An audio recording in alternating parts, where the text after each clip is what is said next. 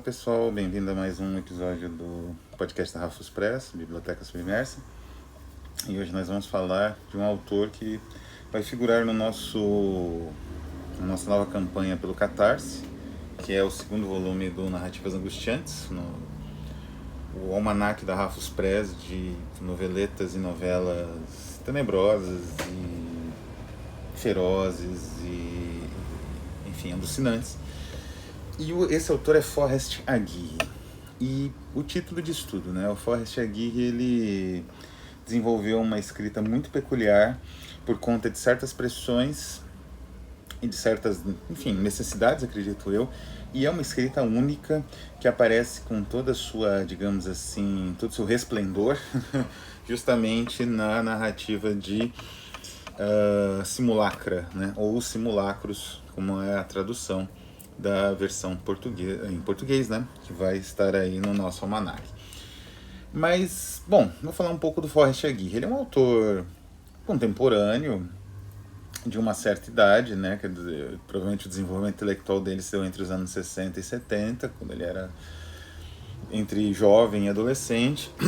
Ele tem uma produção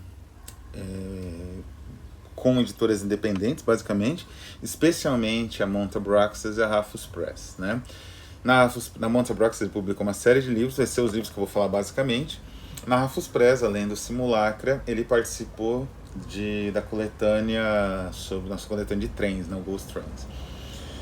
Mas quem é Forrest Aguirre? Então ele é um escritor nativo dos Estados Unidos, né? Quer dizer, nasceu nos Estados Unidos e radicado lá. Ele tentou, me parece, uma carreira como um escritor mais convencional, com publicações independentes de cunho fantástico. Essa publicação até está disponível na Amazon, né? É um livro comum, eu até conversei já com ele a respeito disso. Ele me disse que foi um livro inicial da carreira, sem os traços posteriores que marcariam o estilo dele, que eu já vou comentar agora daqui a pouco. Me parece que assim, ele tem um serviço numa área tecnológica, que tem pouco a ver com escrita, e ele trabalha naquela base amanauense, né, que é reconhecida em autores de monta no século, né, como Fernando Pessoa ou Kafka, que tinham empregos fixos e escreviam não é nem bem nas horas vagas, né, escreviam à noite, de madrugada e tal, como uma espécie de purgação daquele serviço burocrático, desinteressante. Provavelmente qualquer coisa deve ser mais desinteressante do que um texto, né? Uma criação de Kafka ou Fernando Pessoa. E como purgação disso, ele escrevia num período mais à noite, né? E tudo mais. Pois muito bem, o Forrest Aguirre, ele tem essa mesma, digamos assim, mesma estofo, né? Então ele não precisa depender da literatura, e isso é interessante, isso marca uma maneira curiosa de entender o próprio ofício literário, né?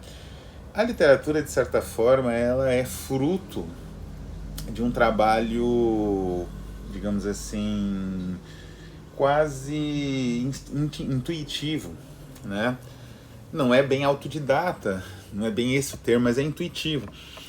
E não há nenhum problema. Eu mesmo sou, né, professor de cursos de escrita e é útil até, mas vários autores preferem um caminho intuitivo próprio. Então isso significa, às vezes, descartar toda uma carreira já desenvolvida em prol de novas possibilidades, né? Que foi exatamente o que o nosso amigo Forrest Aguirre fez, né? E essas possibilidades surgiram em editoras menores, com um perfil independente, com um perfil mais que independente, um perfil herético, de publicações pequenas, de publicações que não têm, né, digamos assim, distribuição na Amazon, pelo menos uma distribuição convencional, com promoções e tal. São livros que não tem, como o próprio editor Romano D'Anghetto fala, eles não têm código de barras, né? Quer dizer, você não pode comprar normalmente em uma livraria ou coisa e tal. Você tem que comprar direto da pessoa que confeccionou ali de maneira artesanal. E foi isso, mais ou menos, o que o Forrest Aguirre começou a fazer, né? Publicar livros com a Monte Abraxas, depois com a Rafus Press, E esses livros, eles começaram a ter uma marca muito curiosa, que é uma abordagem do autor única para certos temas bastante batidos relacionados ao ocultismo, relacionados a uma escrita, digamos assim, quase cabalística, né? E essa revolução, digamos assim, estilística do autor começou com Varvaros Ascension, que foi de 2020, que foi a primeira obra dele publicada pela Monte Abraxas. São duas narrativas que se interconectam em Varvaros Ascension. É um livro, aliás, lindíssimo, esgotadíssimo também, né? Eu consegui ler através de uma cópia em PDF do autor. E a história narra justamente na primeira parte é uma história que se interpenetra de um personagem acadêmico e da busca dele por um livro com um título até bastante acadêmico, né? The Conjuncture of the Cities, uma coisa assim. Quer dizer, essa busca vai levar ele para locais, digamos assim, bastante obscuros.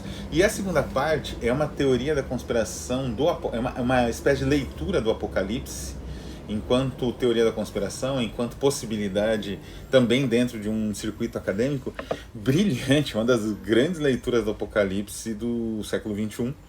Aparece aí na segunda parte, no segundo conto do Varvaros Ascension, que se articula um pouco com o primeiro, né? Então, a partir dessa mudança estilística, né, dessa busca de uma literatura ocultista com traços muito especiais, muito peculiares, o Forrest Aguirre ele não parou mais, né?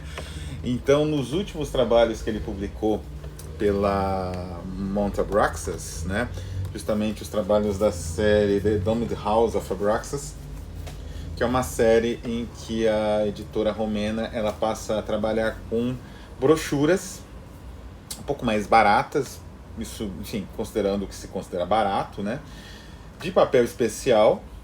Aqui acho que é bem um papel C+, alguma coisa assim, C+, e com uma impressão serigráfica. O resultado é muito bonito, né? E ele publicou 2 nessa coleção, que vão ser mais ou menos aqui o objeto, né, de uma análise um pouco mais aprofundada, que é o primeiro, The Shining House of Night, e o segundo,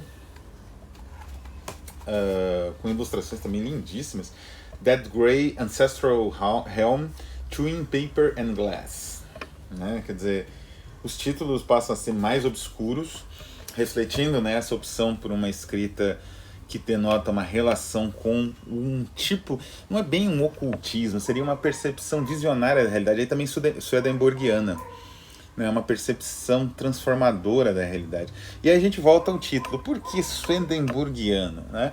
Para o Swedenborg, uma das grandes teorizações, digamos assim, espirituais dele, é que céu e inferno seriam mais ou menos modulações perceptivas dos espíritos, né? Então o universo inteiro seria uma imensa emanação ou projeção de uma divindade, né?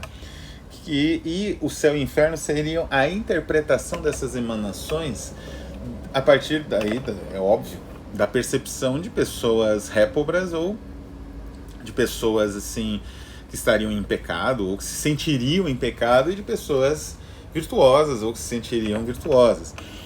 É uma percepção em que no mesmo lugar, sei lá, numa mesma rua, né, porque é mais ou menos assim a ideia swedenborgiana, teve uma grande influência no espiritismo posteriormente, você teria uma espécie de duplo da rua normal, né, daquela rua, um duplo espiritual em que haveria céu e inferno no mesmo lugar, né? É muito interessante essa teoria porque é uma teoria de percepção e coexistência de horror e, digamos assim, exaltação espiritual, de salvação. E é essa ideia que perpassa as narrativas do Forrest Aguirre, desde, na verdade, daquele giro estilístico que eu mencionei com Varvaros Ascension. Então, nessas duas narrativas pertencentes à série The Domed House of Abraxas, temos exatamente digamos assim, essa percepção, né? Então, por exemplo, na história The Shining House, né, of Night, nós temos a história extremamente fragmentada, praticamente em pedaços, né, em registros soltos de um casal, enfim, são adeptos e também e parece que tocam ali o black metal, e eles realizam uma determinada atuação em dado momento da narrativa, que eu não vou revelar aqui para não dar spoiler, né?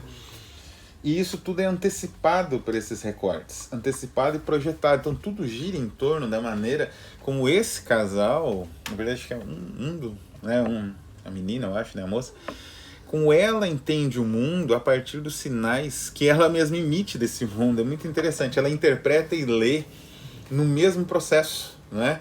É mais ou menos como o próprio inferno realmente swedenborgiano, né? Ao mesmo tempo que ela está lendo o universo e ali o registro, ela está interpretando esse universo a partir de uma determinada luz, por assim dizer, e isso vai levar ela a consequências e ações extremas, não é? No That Grey Ancestral Realm, são dois contos, That Grey Ancestral Realm, Twin Paper and Glass e Under the Furrowed Brow of the Dawn, temos a mesma perspectiva, não é? Quer dizer, no primeiro existe uma interação com um ser sobrenatural, não é? E essa interação, o personagem aos poucos ela vai maturando essa interação, é muito interessante. Quando você chega ao final, essa interação com o ser sobrenatural, ela tem uma dimensão, um peso, uma possibilidade, porque o personagem ainda foi interpretando aquilo que aconteceu com ele, né? Um ponto de vista muito interessante no Forrest Aguirre é a quebra de uma certa passividade dos personagens vinculados a narrativas fantásticas ou de terror. Então, voltando, né? O que o Forrest Aguirre, na verdade, ele está fazendo? Ele, nessas narrativas, ele está quebrando um processo de passividade que torna os personagens do terror e do fantástico às vezes pouco críveis, né? É interessante esse ponto de vista porque ele se reflete muito em filmes, né? Mesmo em filmes atuais, no qual os personagens, né, existe uma certa cota de personagens, dependendo do estilo de filme de terror, evidentemente. Mas existe em alguns tipos, como slasher e outros, existe uma cota de personagens descartáveis. E esses personagens, eles são cifras, né? Eles são descartáveis, eles estão ali para morrer. E por serem cifras, eles são passivos, eles não têm qualquer tipo de interação complexa com digamos assim, a causa da própria destruição deles, né? E isso faz com que a morte deles, desse tipo de personagem, seja até certa forma gratificante, mas ao mesmo tempo decepcionante, porque eles são cifras, né? Eles são como personagens de um videogame, como NPCs de um videogame. Então quando num videogame, né, tem aquelas cutscenes, ou mesmo dentro da própria narrativa do videogame, alguma coisa explode, tem personagens ali com voar, né, com explosão, mas eles não são personagens, eles são construtos de 010101, feitos exatamente para isso, não é? Eles nunca vão ter uma interação com o personagem, com o protagonista ali que está fazendo, digamos assim, jogando mais diretamente, que vai ter outros personagens que vão ter esse papel. Então, o que o Forrest Aguirre faz é quebrar isso. Então, o personagem ele não é passivo, ele vai ativamente, né? Claro, isso em geral o protagonista, mas os outros personagens também. Eles vão ativamente interpretando, né? Porque no caso desse primeiro conto, do Twin Paper, né? Como é o nome? O Ancestral Realm, o outro lado, a aparição, a criatura, o que quer que seja, também tem uma interpretação do que aconteceu, muito própria. Não é? Não chega, o leitor não acompanha, mas é uma interpretação que se descobre depois paralela mais ou menos aos efeitos do protagonista, não é? E no segundo conto, então, ele é muito peculiar. Under the Furrowed Brow of the Dawn, é o jeito como o Forrest Aguirre interpreta o horror, o folk horror, né, o horror rural. E é uma maneira única. Não existe, durante o conto todo, nada que indique, nem mesmo terror. Existe um aspecto perturbador na narrativa que vai sendo revelado em pequenos detalhes, que o leitor ele tem que ler com uma certa atenção para perceber em trechos de diálogo, em interações com o meio, em interações com outros personagens. É dessa forma que vai sendo construída uma atmosfera, digamos assim, sufocante, né? Uma atmosfera propriamente de terror, uma atmosfera de, digamos assim, de instabilidade, perturbação, nesse sentido, terror. E quando o leitor chega no final, não é? É como se houvesse uma concatenação desses elementos menores de toda a narrativa e eles ressurgissem na memória do leitor. É uma pequena pérola, né? É uma obra-prima de equilíbrio, como, aliás, o conto do Ghost Train, da Interlopers, né? O conto do Ghost Train é assim também. É uma pérola de equilíbrio, né? Entre diferentes possibilidades, né? Em que o sobrenatural, vamos dizer assim, ele surge de uma outra maneira, né? As narrativas do ritual, que vão ser, né, os autores vão ser alvo de perfis aqui no nosso podcast, todas elas trabalham elementos sobrenaturais, né, concatenados ali, né, articulados ao elemento ritualístico. Mas esse sobrenatural, ele não é relacionado necessariamente aos índices do sobrenatural que povoam os filmes, inclusive. Mesmo os filmes mais anticonvencionais, eles são povoados dos elementos convencionais, né, de leitura e de, digamos assim, representação do sobrenatural. São bruxas, são fantasmas, eles podem ter outros nomes, eles podem ter outros comportamentos, eles podem ter outras formas de interação dentro e fora da narrativa, não é? Mas são basicamente membros de seita, bruxas, demônios, enfim, seres pagãos, seres sobrenaturais de origem pagã, seres sobrenaturais de origem do além-túmulo, né? E é isso, por mais que o filme se pretenda diferente, horror original, horror psicológico, novo horror, que seja. Com o Forrest Aguirre, Damian Murphy, Colin Insole e alguns outros autores, mas esses vão estar no ritual, no nosso ritual peculiar aqui da Rafus Press, essa interação ela se dá em outros parâmetros, não é? O elemento ritualístico, ele evoca um outro tipo de criatura, não é que não seja um demônio, mas esse demônio ele tem atributos um pouco diferenciados, ele tem uma maneira de existir, uma maneira de agir no mundo, né? O seu ser no mundo é um pouco diferente, não é? E o próprio ritual necessário para essa evocação também passa por uma espécie de reformulação, ou pelo menos uma maneira de né, de entender novamente, de reinterpretar esse ritual. Não é isso que torna único, né, as narrativas do Forrest Aguirre, porque essas narrativas elas rompem, né, essas representações muito convencionais de sobrenatural, usuais em literatura, usuais em cinema, como eu falei, e elas estabelecem novas relações que forçam o leitor a tentar imaginar o que ele perdeu ali, como é que ele consegue interpretar novamente aquilo, o que é o céu e o que é o inferno, qual luz revela qual, né? Como um demiurgo swedenborgiano, que é esse autor único e que, enfim, deve aparecer várias vezes na Rafus Press, né, no futuro, que é Forrest Aguirre. Então é isso, pessoal. Esse é o nosso primeiro perfil de autores da nossa nova campanha, que logo estará no ar, o Ritual, Narrativas Angustiantes, tomo 2. Um abraço a todos e até a próxima.